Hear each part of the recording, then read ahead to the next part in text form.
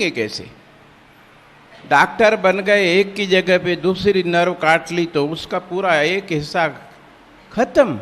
देखो इंजीनियरिंग में भी बहुत माइन्यूट है। आजकल वो सिविल और इंजीनियरिंग नहीं चलती है, रोबोटिक्स, एस्ट्रोनॉट, एरोनॉटिकल इंजीनियर, आजकल लेटेस्ट कई चीज़ें आई गई हैं इंजीनियरिंग में। हर एक फील्ड में माइक्रो नैनो चिप आ रही है। सॉफ्टवेयर में जाओ सब नैनो में जा रहे हैं। तो उसके लिए आईसाइट अच्छी नहीं होगी तो किससे करेंगे? भगवान ने हमें अच्छी आईसाइट दी है और हम सिर्फ टीवी के अनजान की होने की वजह से। देखो उधर अमेरिका में क्या है, अगर बच्चे को उसके पेरेंट्स डांटते हैं, वो जाके रिपोर्ट करे ना तो उन पेरेंट्स को जेल में डाल देते हैं। वहाँ ऐसा नियम है।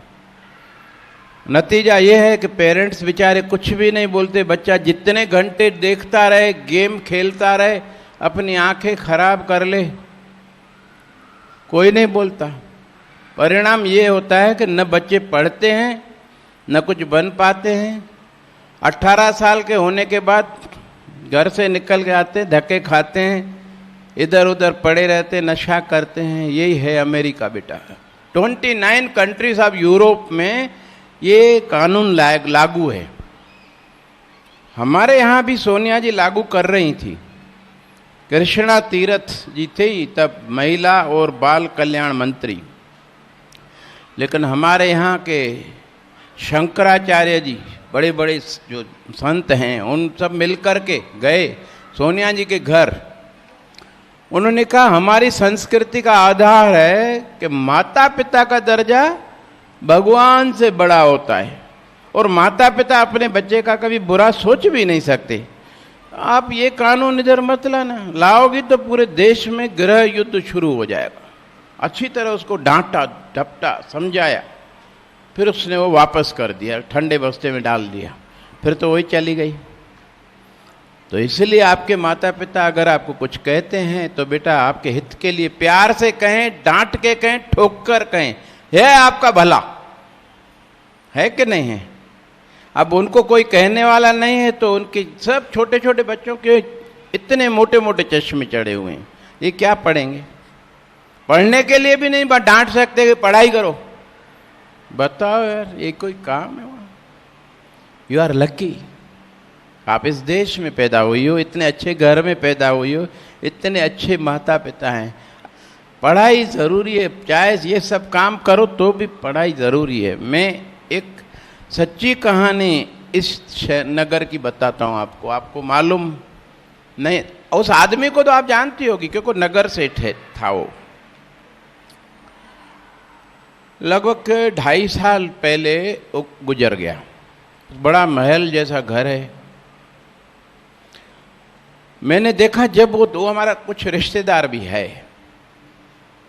जब वो उसका पति था, इम्पोर्टेड साड़ियाँ पहनती थी, खूब गहनों से लदी फदी, मेकअप बढ़िया, ऐसा, यानी उम्र तो थी 50-55 लेकिन लगती थी 40 की, क्या पता। और बहुत अच्छे विचारों की थी। एक सत्संग में जाती थी, वहाँ खूब गरीब महिलाओं की और मदद भी करती थी, सेवा भी करती थी। और सत्संग में भी उसकी जो गुरु माता थी उसने उसको नाम दे रखा था, वो सवेरे उठ के नाम जपती थी, बहुत अच्छी थी। अब उसका पति जब गुजर गया, उसके लगभग 6 महीने बाद मेरी माँ ने किसी काम से उनके पास मेरे को भेजा।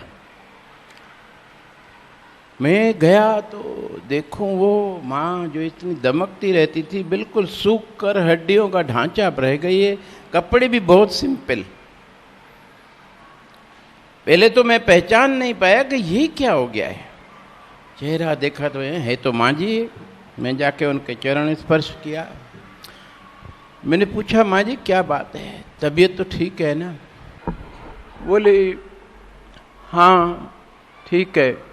यानी जबान से तो बोला हाँ ठीक है, लेकिन बॉडी लैंग्वेज बता रही थी कुछ भी ठीक नहीं है। होता है ना, जब आपका कोई सहेली उदास होते आप पूछते हैं क्यों, क्या बात है? बोले कोई नहीं। लेकिन हम समझ जाते बात तो है कोई, ये इतनी कुमलाई हुई है, इसके अंदर कोई ना कोई टेंशन तो है। खैर मैंने कहा चलिए माँ जी ऊपर आपके कमरे में चल के बात करते हैं भाई, समझू तो सही क्या बात है, तो कुछ कर पाऊंगा। बोले वो बड़ा, वो जो ऊपर वाला कमरा है मेरी बड़ी बहू ने ले लिया है और मुझे नीचे छोटा कमरा दिया है। कोई बात नहीं, बैठकर बात ही तो करना है, कमरा है ना, चलो उधर चलते हैं। कमरे में जाके जैसे बैठी, उसके अंदर दर्द जो भरा हुआ था एकदम रोने लगी फूट फूट के, और आंसू जो रुकने का नाम नहीं ले। मैं असमंजस में पड़ गया कि अब इसको चुप कैसे कराऊं। मैं पानी भर के ले आया, उसको धीरे धीरे धीरे, हिचकियां बंद गई उसकी, रोते रोते आकर थक जाएगा आदमी, कितना रोएगा।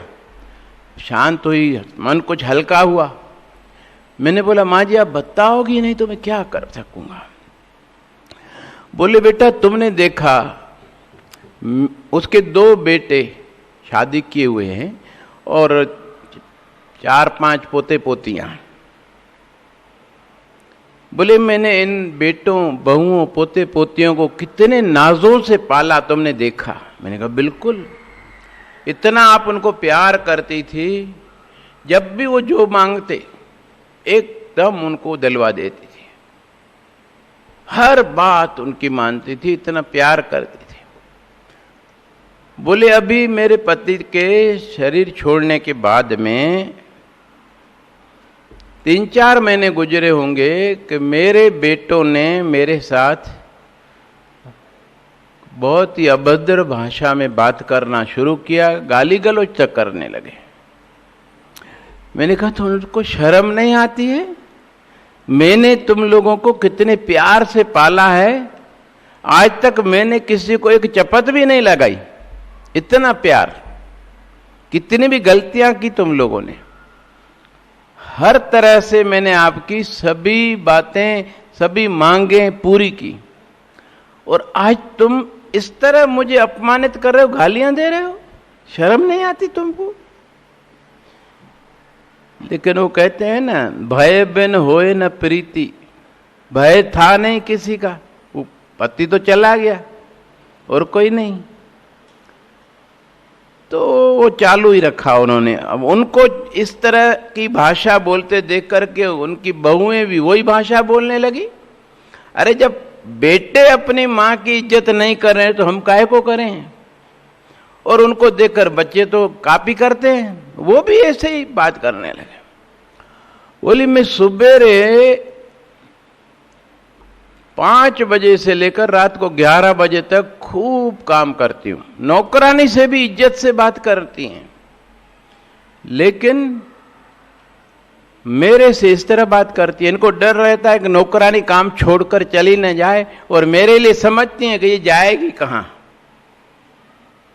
बोले मैं भगवान को प्रार्थना करती हूं, रोती हूं, तो अच्छा मेरे इनके सामने रोऊं तो रोने भी नहीं देते, अपने कमरे में जाकर के रोती हूं, भगवान को कहती हूं भगवान मेरे को भी साथ ले जाते, मेरे को इस नरक में क्यों छोड़ दिया। खैर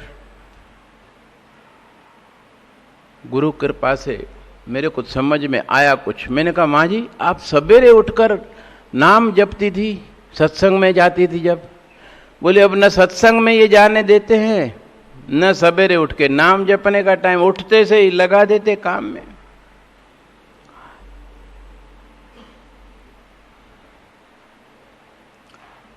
मैंने कहा माँ जी मुझे लगता है कि ये आपका अंतिम जन्म है, इसके बाद फिर आपको जन्म मरण के चक्कर में नहीं आना पड़ेगा, मोक्ष प्राप्त करोगी। बोले कैसे कहते हो? सत्संग में गई हुई थी ना, सब समझती थी, ज्ञान था उसको। मैंने कहा जितने भी बड़े बड़े संत हुए हैं जिनको फिर जन्म नहीं लेना है, रामकृष्ण परमहंस, स्वामी विवेकानंद, महर्षि रमन, हमारे समाज के बड़े बड़े संतों का बताया, मेरे गुरुदेव का बताया, तीन प्रकार के कर्म होते हैं, संचित, प्रारब्ध और क्रियमान। संचित यानी हर जन्म में कुछ न कुछ कर्म एक फिक्स डिपॉजिट की तरह जमा होते जाते हैं, वो किसी भी जन्म में वो फल दे सकते हैं। प्रारब्ध यानी पिछले जन्म के कर्म, वो हमें इस जन्म में भोगने के लिए आए हैं। कुछ अच्छे कर्म है हमारे, कुछ बुरे हैं, इसलिए कुछ सुख मिलता है तो कुछ दुख भी मिलता है। कभी बीमार भी पड़ते हैं तो स्वस्थ भी रहते हैं। कर्मों को तो काटना है बाबा। और क्रियमान, इस जन्म में जो करते हैं कर्म, इसी जन्म में कई बार वो फल देते हैं। लेकिन हम लोगों को, अगर जो संत भगवान को प्राप्त कर लेता है, फिर से नहीं आना है, लेकिन उसको ये अपना कर्मों का खाता चुकतू करना ही पड़ेगा, कितना भी बड़ा संत हो, क्योंकि कर्म का नियम अटल है। भगवान रामचंद्र अपने पिता दशरथ को नहीं बचा पाए, उसने श्रवण कुमार को तीर मारा था। मालूम है किसी को कहानी वो? My name is Bhumika Sabnani from 9C. भूमिका सबनानी। क्या? भूमिका? हाँ। सबलानी? सबनानी। सबनानी। हाँ। अरे भगवान दास सबनानी आपका क्या लगता है बाबा? बोलो, दूर का रिश्तेदार है। दूर का। हाँ, बोल देना चाहिए, नेता है। चलो है ना भाऊजी, है ना हुआ ऐसे था कि आलोक वगैरह को, ठीक है। हाँ, श्रवण कुमार ना, उनके जो माता पिता थे वो देख नहीं सकते थे, तो उनको ना तीर्थ यात्रा पे जाने की इच्छा थी। तो श्रवण कुमार उन्हें लेके जाते हैं। तो बीच में उन्हें जब पानी की प्यास लगती है, तो श्रवण कुमार पानी जब भरने जाते हैं, तो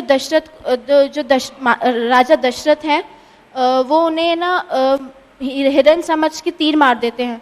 तो जब उनके माता पिता को पता चलता है, तो वो दशरथ को यही श्राप देते हैं कि जब है ना तुम्हें भी पता चलेगा पुत्र वियोग क्या होता है। उनको श्राप दिया कि तुम भी इस तरह पुत्र के वियोग में प्राण छोड़ोगे। ये हम इसलिए नहीं कह रहे हैं कि हमें तुमसे कुछ द्वेष है, वरना इसलिए कह रहे हैं कि तुमको मालूम पड़े कि पुत्र वियोग में प्राण छोड़ने में कितनी असह्य पीड़ा है, तो फिर किसी जन्म में किसी दूसरे श्रवण कुमार को तुम तीर नहीं मारो, उसमें भी उसके भले का भाव। और वही हुआ।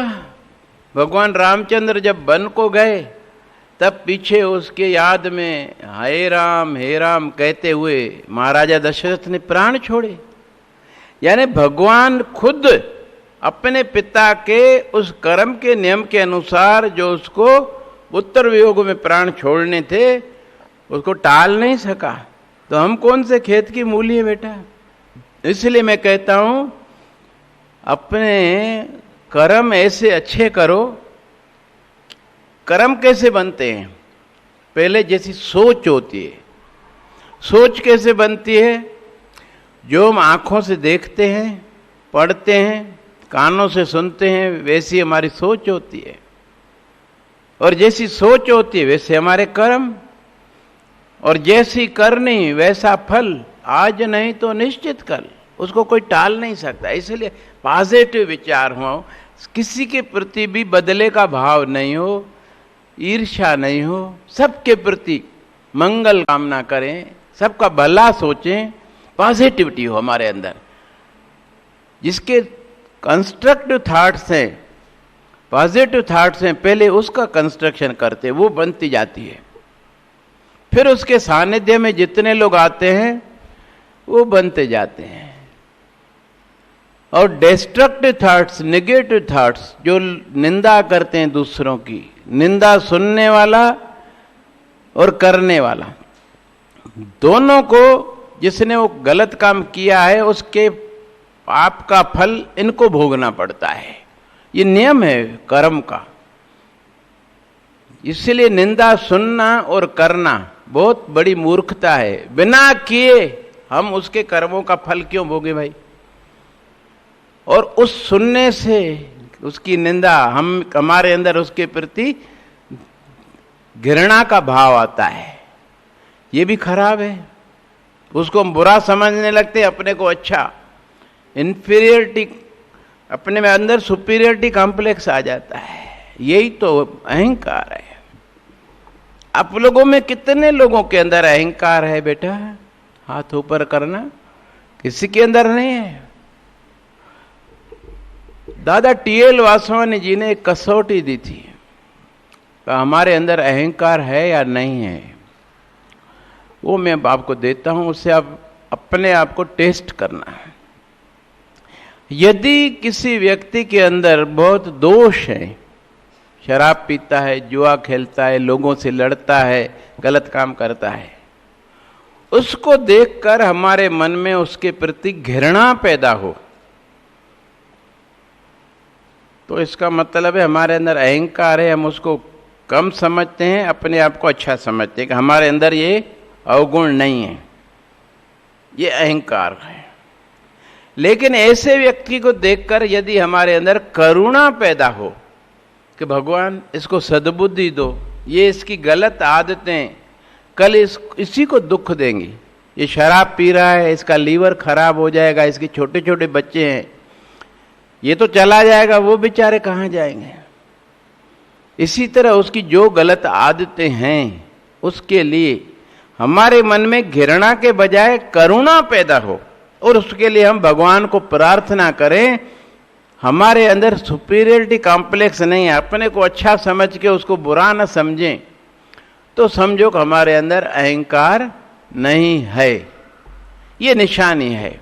अब हर कोई अपने आप को तोले और अपने आप को ही समझाए कि किसी को भी किसी गलत आदतों में पड़ा हुआ देख करके उसको बुरा नहीं समझना है। भगवान को पहले तो धन्यवाद दो कि भगवान ये बुराइयां तुमने मुझे नहीं दी, उसके लिए मैं आपकी कृतज्ञ हूं। दूसरा, उसके लिए प्रार्थना करिए, तो उसका भी वो व्यसन गलत आदतें छूट जाएंगी, सुखी हो जाएगा। इससे भगवान खुश होते हैं कि हमारा उससे कुछ वास्ता नहीं, फिर भी हम उसके लिए मांग रहे हैं। वो तो सबके पिता है ना, माता पिता कहते हैं ना, तुम ही हो माता पिता, तुम ही हो। हम सबका माता पिता भगवान है कि नहीं है? यस और no? Where he is, where is God? आपके अंदर है? हाँ, यस और नो बोलो ना बेटा, पक्का? ठीक है, उसके कहने पे चलती हो बेटा, विवेक के रूप में साथ में है। खैर, मैं उस माँ की बात बताऊं। मैंने माँ को बोला, माँ जी ये आपके जो बेटे बहुएं पोते पोतियां हैं, ये आपके मित्र हैं, इनको शत्रु मत समझो, बुरा मत समझो, ये तो आपके कर्म काट रहे हैं। जिस दिन आपके कर्म कट गए आप मोक्ष को प्राप्त करोगी। बोले लेकिन मुझसे सहन नहीं होता है भाई, मैं क्या करूं? बोले, मैंने कहा आप के गुरु माता ने जो आपको नाम दिया था, आप काम भी करती रहो, वो नाम भी जपती रहो, और अपने आराध्य देव का ध्यान करती रहो, तो उसका आशीर्वाद। आप भगवान को क्या चाहिए? न पैसा चाहिए, न हमारा समय चाहिए, न हमारा शरीर चाहिए, उसको चाहिए हमारा मन। मन उसके चरणों में है, उसके ध्यान में है, बस उससे हमारी नेटवर्क बढ़िया मजबूती से जुड़ा रहता है। ऐसा करने से आपको इनकी बातों का बुरा भी नहीं लगेगा, आपका ध्यान उधर है, अपना नाम जप रही हो तो बस, और इनको बुरा मत समझो। ये तो खुश हो कि आपके कर्म काट रहे हैं। जिस दिन कर्म कट के पूरे हो जाएंगे उसी दिन आप अपने आराध्य देव के चरणों में पहुंच जाएंगी, फिर आपका जन्म नहीं होगा। बोले बोलते तो सही हो, वो समझदार थी ना। उन्हें बोला फिर कब शुरू कर रही हो माँ जी? बोले अभी से।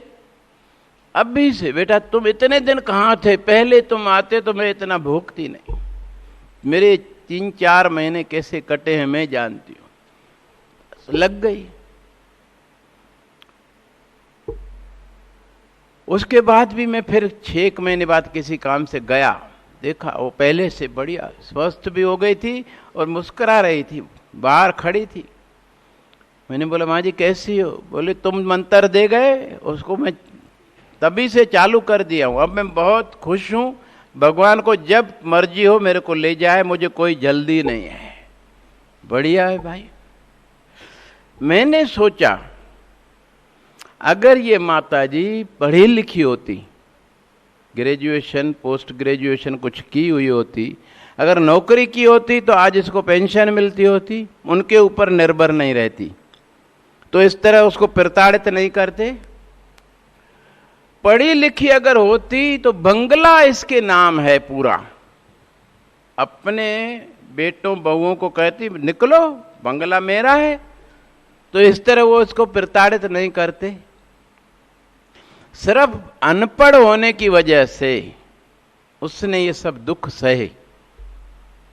उसके बाद मुझे महसूस हुआ मेरे गुरुजी की दूरदृष्टि।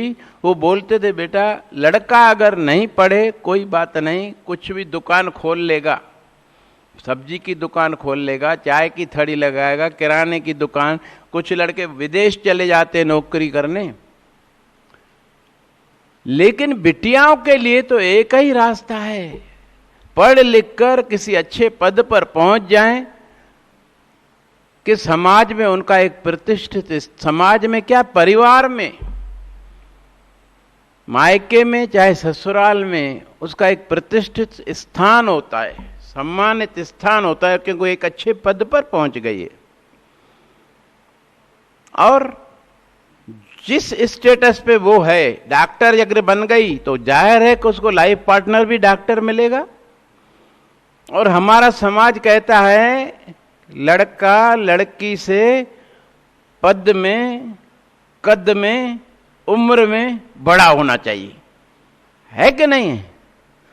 तो उससे भी ज्यादा कमाता होगा, तो दोनों की आय कितनी बढ़िया हो जाएगी, घर में सुख समृद्धि की वर्षा होती रहेगी, बड़ों की भी सेवा करके उनका आशीर्वाद ले पाएंगे और खुद भी सुखी रहेंगे, अपना बंगला होगा, गाड़ी होगी, और आने वाली पीढ़ी को अपने से भी बढ़िया एजुकेशन दिला पाएंगे। आवश्यकता पड़ेगी तो पढ़ने के लिए विदेश भी भेजेंगे।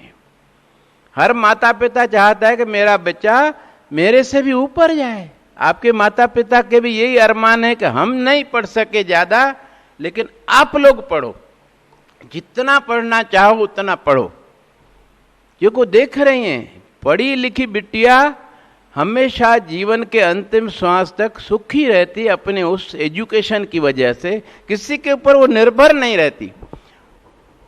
अब ये माँ जी अगर पढ़ी लिखी होती तो कोचिंग करती तो भी कमा लेती इतना कि अपना भरण पोषण कर लेती।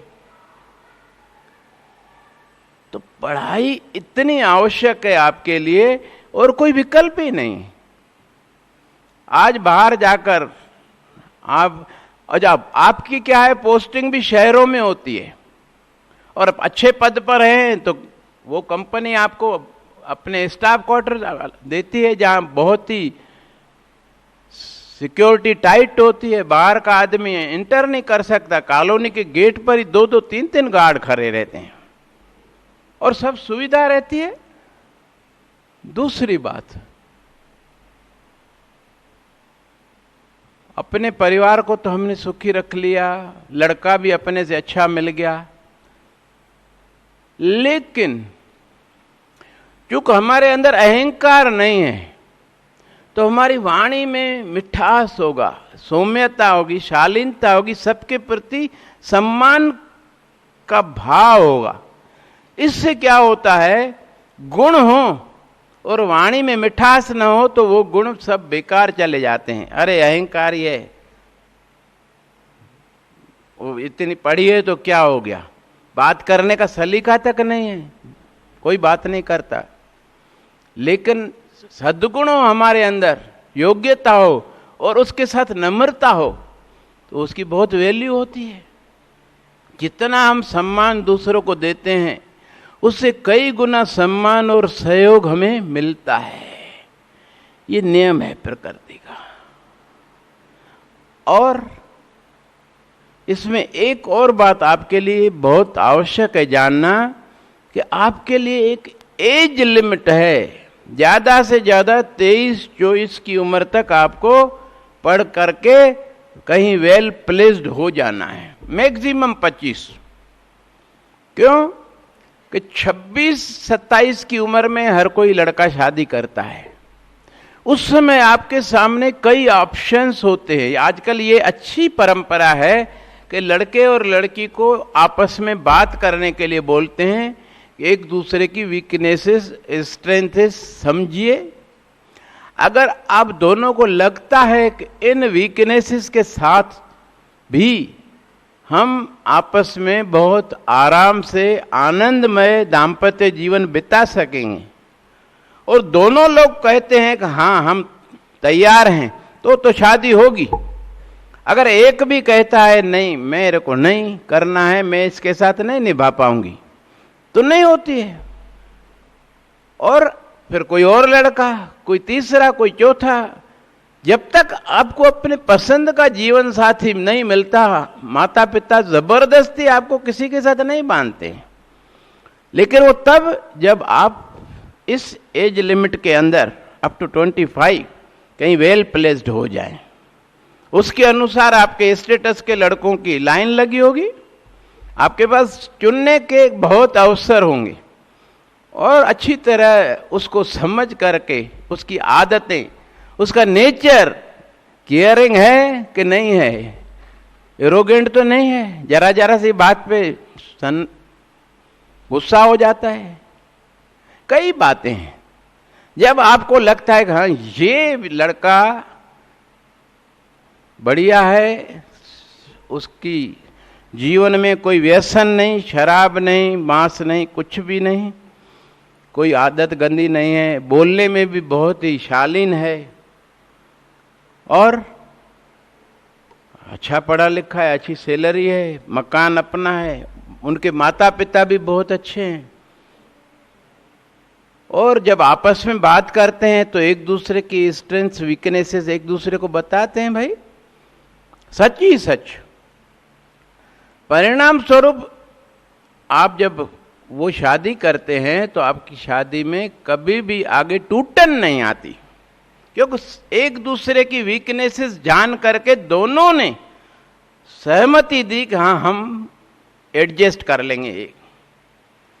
लेकिन जो लव मैरिज होती है ना, वहां लड़का झूठ बोलता है कि मैं तुमको महारानी की तरह रखूंगा, तुम्हारे लिए आसमान से तारे भी तोड़ लाऊंगा। वो ऐसे स्वप्न दिखाता है रंगीन कि पूछो ही मत। लेकिन शादी के बाद मालूम पड़ता है तो ये तो फटीचर है, पूरा कुछ कमाने धमाने का भी नहीं है, उधार के कपड़े पहन के आता था, और तारे तो क्या दो बेरी से बेर तोड़कर नहीं ला सकता, जरा सी तकलीफ मेरे लिए नहीं कर सकता। तो लड़की को लगता है कि इसने मुझे छला है, मुझे धोखा दिया है। परिणाम स्वरूप उनका आपस में एक दूसरे के प्रति प्यार पैदा ही नहीं होता। वो जो प्यार था वो खत्म हो जाता है। लड़की के मन में हमेशा यही रहता है कि ये धोखेबाज है, इसने मुझे धोखा दिया। इसलिए ज्यादा समय वो चलती नहीं शादी, ज्यादातर लव मैरिजेस का अंत डाइवोर्स में हो जाता है।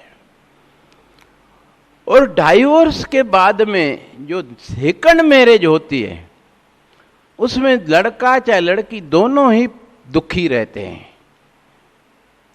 लड़की को उसका पति बोलता है सेकंड जो, अगर तुम्हारे अंदर इतने ही सद्गुण होते तो वो पहला तुम्हें छोड़ता नहीं। इस तरह उसको ताने मारता है, दुख देता है, जरा जरा सी बात पे ताने मारता है। ठीक इसी तरह लड़की भी अपने पति को जो सेकंड मैरिज है बोलती तुम्हारे अंदर अगर इतना होती ना अक्ल तो पहली वाली तेरे को छोड़ती नहीं, तू बिल्कुल ही बुद्धू का बुद्धू है, कुछ समझ में आती नहीं तेरे को कि क्या करना चाहिए, कहाँ क्या बोलना चाहिए, बस जब आते हो जो बोल देते हो, फिर कुछ भी नतीजा निकले। इस तरह लड़ते ही रहते हैं। वो सेकंड मैरिज में लड़ाई पक्की रोज होती है, और पिछले शादी का ताना दिया जाता है एक दूसरे को। इसलिए क्यों न हम ऐसा काम करें 24-25 तक वेल प्लेस्ड हो जाएं, अच्छी तरह देख कर, जांच कर, समझ कर अपना लाइफ पार्टनर चुने, तो जीवन पूरा सुख से भर जाएगा। इसके लिए आपको अभी से अपना लक्ष्य निर्धारित करना होगा। किसी के कहने में आकर के भाई मेरी वो सहेली ये कोर्स कर रही, मैं भी वो करूं, मैं वो इंजीनियर बन रही है, वो डॉक्टर बन रही है, वो सीए। आपकी रुचि काय में है, अपने आप से पूछिए। क्योंकि आपकी रुचि यदि नहीं है, अभी देखो कल परसों अखबार कितने लोग पढ़ते हैं? बस। तो कैसे आप कॉम्पिटिटिव एग्जामिनेशन में या किसी भी सर्विस के नौकरी के लिए आप कैसे पास हो गए? आजकल जनरल नॉलेज हर एक कॉम्पिटिटिव एग्जामिनेशन में 100 में से 35 to 40% का जीके आता है। 50 नंबर का वो आता है जो आपको स्कूल में पढ़ाया जाता है, और 10-15 नंबर का वो जो कोचिंग पे एमपी नगर में पढ़ते हैं आप। तो ये तो बहुत ही भाई गलत बात है। अभी 10th की लड़कों ने टाइम्स ऑफ इंडिया मंगाना शुरू किया है। उनसे मैंने जब समझाया, उनको समझ आ गया। उससे क्या है, टाइम्स ऑफ इंडिया में देश विदेश की सब खबरें हैं और निष्पक्ष है। इंग्लिश भी हमारी सुधरेगी और आपको जो बनना है उससे रिलेटेड जो न्यूज होंगी उसमें आप उसको काट करके कटिंग किसी एक फाइल में जमा करते जाइए, तो आपका जीके हमेशा तरोताजा रहेगा। मैंने वो रुचि की बात कही ना, अभी कल परसों आईआईटी जेईई का रिजल्ट आया ना बेटा। एक दिल्ली में लड़की थी, उसने 200 में से 143 नंबर, यानी बहुत बढ़िया नंबर होते हैं वो, 17 साल की थी, अचीव किए, चुनी गई, अच्छे कॉलेज में जाती। लेकिन उसकी रुचि थी एस्ट्रोफिजिक्स में। ये तो माता पिता के प्रेशर में आकर के उसने एग्जाम दिया, पढ़ाई की, लेकिन वो इंजीनियर बनना नहीं चाहती थी। उसकी रुचि थी एस्ट्रोफिजिक्स। एस्ट्रोफिजिक्स समझते हो बेटा क्या होता है? टीचर बताएंगे हमें, पूजा तीर्थानी बताएगी, वो साइंस की है ना। Vande Mataram Bhauji. Astrophysics is a science which is dealing with not astronomy, the rockets and the basic science which our APJ Abdul Kalam has followed. Astrophysics is that branch of science in which you will learn aeronautical space research and all these things comes, rocket launching and satellite working, all these things comes under astrophysics. आजकल वो लड़कियां जा रही हैं ना ऊपर, कल्पना चावला और कितनी कितनी लड़कियां गई। अभी हमने एक सैटेलाइट छोड़ा परसों, मालूम है किसी को? अखबार पढ़ती नहीं हो? हमारे जो पानी के जहाज चलते समुद्र में, उनको नेविगेशन के लिए, गाइड करने के लिए 7 सैटेलाइट छोड़े गए, ये 7th था। भाई अखबार पढ़ो मेहरबानी करके, आज से शुरू करो। कैसे शुरू करोगी? अपने पिताजी को कहो या फिर अखबार वाला जो हाकर आपके यहाँ आता हो उसको बोलो कि कल से हमारे यहाँ टाइम्स ऑफ इंडिया डाल देना। That is the best newspaper. तो उसमें मैंने कल पढ़ा भी, और रात को 9 बजे एनडीटीवी पे आता है प्राइम टाइम, जिसमें ऐसी ज्वलंत समस्याओं के ऊपर डिस्कशन किया जाता है। उस लड़की ने सुसाइड कर लिया कल, क्योंकि वो इंजीनियर बनना नहीं चाहती थी, वो तो एस्ट्रोफिजिक्स में इंटरेस्टेड थी। अब पास तो हो गई, लेकिन उसको इंजीनियर बनना ही नहीं था। माँ बाप को भी उसने बोला कि मेरी रुचि नहीं है, लेकिन उनकी दबाव में आकर के, कितने दुख की बात है। इसलिए मैं कह रहा हूं, आपकी रुचि काय में है, आप खुद अपने अंदर थोड़ा शांति से बैठ करके अपने से पूछो। विवेक बैठा है, आपको पता चलता है जिस विषय में आपको रुचि है उसी को आप ऑप्ट करें आपकी सहेली कोई साथ में रहेगी क्या? यहां से निकलोगी, कोई किसी कॉलेज में, कोई किसी कॉलेज में, कोई किसी स्ट्रीम में, साथ रहने वाली सहेली मां है तब तक जब तक शादी नहीं हुई है। लेकिन वो भगवान तो हमेशा है, इसीलिए उसी के साथ बढ़िया फ्रेंडशिप लगाए ना। अब गीत से ये आरती इसलिए तो है। द्रौपदी बचपन से भगवान कृष्ण की अनन्य भक्त थी। परिणाम क्या हुआ? दुर्योधन की सभा में जब उसका चीरहरण हो रहा था, उसने सिर्फ मन में कहा, वो भगवान का 3 गुण है, ओमनीपोटेंट, ओमनीशेंट, ओमनी प्रेजेंट। अंतर्यामी है, सर्वव्यापक है और सर्वसमर्थ है। He can do anything, everywhere he is. लेकिन चौथी एक और बात मेरे गुरुजी ने बताई, वो दयालु है, अल मर्सीफुल, दया का भंडार है। सिर्फ हम बिना अहंकार अपना छोड़ करके और नम्रता से उसके शरण में पड़े, उसको प्रार्थना दिल से करें, विश्वास के साथ वो सुन रहा है। वो हमारे अंतर भी है तो बाहर चारों तरफ है। सो अंतर सो बाहर अनंत, घट घट व्याप रहा भगवंत। धरन माहे आकाश पयाल, सर्वलोक पूरन प्रतिपाल। बन तिन पर्वत है पार ब्रह्म, जैसी आज्ञा तैसा कर्म। पवन पानी बेसंतर माहे, 4 कुंट ध दिसे समाए। यानी तिस्ते बिन्न नाई को ठाव, उसके सिवा कोई जगह है ही नहीं। इतने ब्रह्मांड हैं, वो सबको संभाल रहा है, इतना विशाल है, उसका तो कोई अंत नहीं है। कितना विशाल है। अभी अमेरिका ने पहले उसके पास जो टेलीस्कोप था, 150 लाइट ईयर्स तक वो देख सकता था। अभी नया उन्होंने टेलीस्कोप बनाया है जो 170 लाइट ईयर्स तक देख सकता है। उससे देख करके उन्होंने बताया कि आगे, उसके आगे इतने ग्रह नक्षत्र, कई ब्रह्मांड हैं, फिर भी अंत नहीं है। 170 लाइट ईयर्स के बाद भी कई तारे टिमटिमाते दिखते हैं, वो कई बड़े बड़े सूर्य होंगे। 170 और 150 लाइट ईयर्स के बीच में उन्होंने 17 ऐसे बड़े ग्रह ढूंढ निकाले जो हमारे सूर्य से भी कई गुना बड़े हैं और उसकी रोशनी हमारे सूर्य की रोशनी से 1 लाख गुना ज्यादा तेज है। अब वो रोशनी तो हमारी आंखें सहन नहीं कर पाएंगी, खत्म हो जाएगी।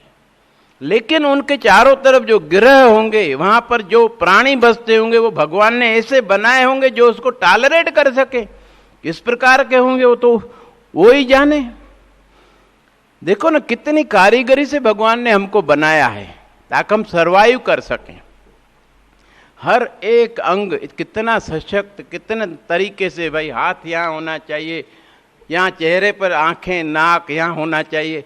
जो चीज जहां होना चाहिए वहां उसने रखी है ताकि हम अच्छी तरह से स्वस्थ रहें और काम कर सकें। तो 170 लाइट ईयर्स तक तो देखता है, लेकिन उसके बाद भी अंत नहीं है। और इन सब ग्रहों को वो संभाल रहा है। इन सब ग्रहों के बीच में एक इलेक्ट्रिक चार्ज है जिसको आज नासा भी मानता है कि यही वो परम सत्ता है जो किसी नियम के अनुसार इन सबको संभाल रही है, जिसकी वजह से वो अपनी धुरी पर भी घूमते हैं और अपने मुख्य ग्रह के चारों ओर भी घूम रहे हैं। जैसे सूर्य के चारों ओर पृथ्वी घूम रही है, अपनी धुरी पे भी घूम रही है, टकराते नहीं आपस में। यानी कोई नियम बनाया है ना उसने, उस नियम से सब चल रहे हैं। यानी उसकी शक्ति का अंदाजा लगाओ आप और उसकी विशालता का अंदाजा लगाओ आप। अब ऐसे परम सत्ता से हमारा नाता जुड़ जाए तो फिर हमें कभी कुछ, किसी भी मुसीबत में, किसी भी कठिनाई में, पहली बात तो हमारे ऊपर कोई विपत्ति आने से पहले वो हटा ही देता है। हमारा मित्र है ना, रोज हम उसको थैंक्स करते हैं। आरती में क्या है? पहले तो उसने जो जो हमें दिया है उसके लिए हम उसका धन्यवाद करते हैं और कहते हैं ये आशीर्वाद हमारे ऊपर बनाए रखिएगा, और ताकि हम और लोगों को भी सुख दे सकें और ज्यादा हम पढ़ाई कर सकें, स्वस्थ रहें, घर में शांति आनंद रहे, कोई बीमारी नहीं हो, कोई दुर्घटना नहीं घटे। इस तरह से आरती में सब कुछ उनसे मांगा गया है और अंत में ये इच्छा व्यक्त की गई है कि हमारे अंदर ऐसी करुणा पैदा करिए कि हम और दुखी जीवों की भी सेवा करके उनका दुख दूर कर सकें। ये है आरती। जब भगवान ये सुनता है ना तो उसके मन में हमारे लिए प्यार उमड़ता है कि इसके अंदर दूसरे मेरे दुखी जीवों के लिए, मेरी निर्बल संतान, वो पशु पक्षी हो या व्यक्ति हो, करुणा है, वो इनका दुख दूर करना चाहती है, तो हमारे दुख को खुद दूर करता है। लेकिन तब जब द्रौपदी की तरह अभी से उसके साथ हमारा बढ़िया संबंध बने ना, ये आरती एक साधन है। हमारे घरों में मंदिर होता है, सबके घर में मंदिर है। जिसके घर में नहीं है बेटा हाथ ऊपर करो ईमानदारी से, आप कितनी भाग्यशाली हो। वास्तव में वो मंदिर हमारे परिवार की खुशियों की जड़ है। किसी भी सुख दुख में हम उसके साथ बैठकर बात करें, अपनी समस्या बताएं, ऐसे समाधान करता है। उसके लिए क्या असंभव है। यहां तक कि हमारे परिवार के हर एक सदस्य की वो रक्षा करता है। एक्सीडेंट होता है, गाड़ी टुकड़े टुकड़े हो जाती है, लेकिन उसको जरा भी खरोच नहीं आती, वो दूर जाके गिरता है। ऐसे कई उदाहरण हमने देखे हैं।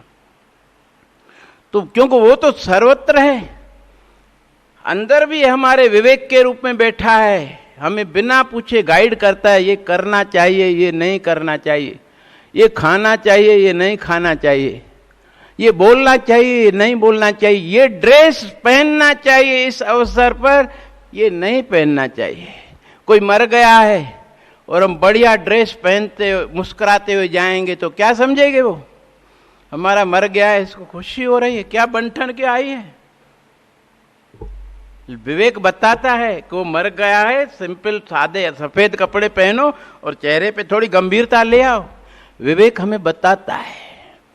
शादी में जा रही हो तो अच्छे कपड़े पहनो, चेहरे पर थोड़ी प्रफुल्लता ले आओ। ऐसे सूजी मूजी जाओगी तो वो समझेंगे कि हमारे बच्चे की शादी हो रही है और ये दुखी हो रही है। ये सब हमारा विवेक बताता है बेटा, बशर्ते हम उसकी बात मानने। जिस तरह माता पिता तब तक बताते हैं जब तक हम उनकी आज्ञा मानते हैं। नहीं मानते हैं, उनके साथ जिद करते हैं, कटु भाषा का प्रयोग करते हैं, तो वो भी छोड़ देते हैं। तुम जानो आगे जाके दुखी हो जाओगी इस आदतों की वजह से, क्योंकि हमारी वाणी ही तो है जो हमें सम्मान दिलाती है या हमारा अपमान कराती है। हम अपनी वाणी से दूसरों को दुख पहुंचाते हैं, कटु वचन बोलते हैं, अश्लील वचन जो बोलते हैं, सामने वाले की आत्मा दुखती है, अपमानित होती है वो, तो वो हमें छोड़ देगी क्या? उससे कई गुना ज्यादा हमारा अपमान वो नहीं करेगी तो प्रकृति किसी और को ले आएगी आगे आपसे दबंग को, और वो आपका अपमान उससे 10 गुना करेगी। जिस तरह ये नियम है कि आप दूसरों का सम्मान करें तो बदले में आपको उससे कई गुना ज्यादा सम्मान और सहयोग मिलेगा। अपने माता पिता का, बुजुर्गों का घर में जितने भी बुजुर्ग हैं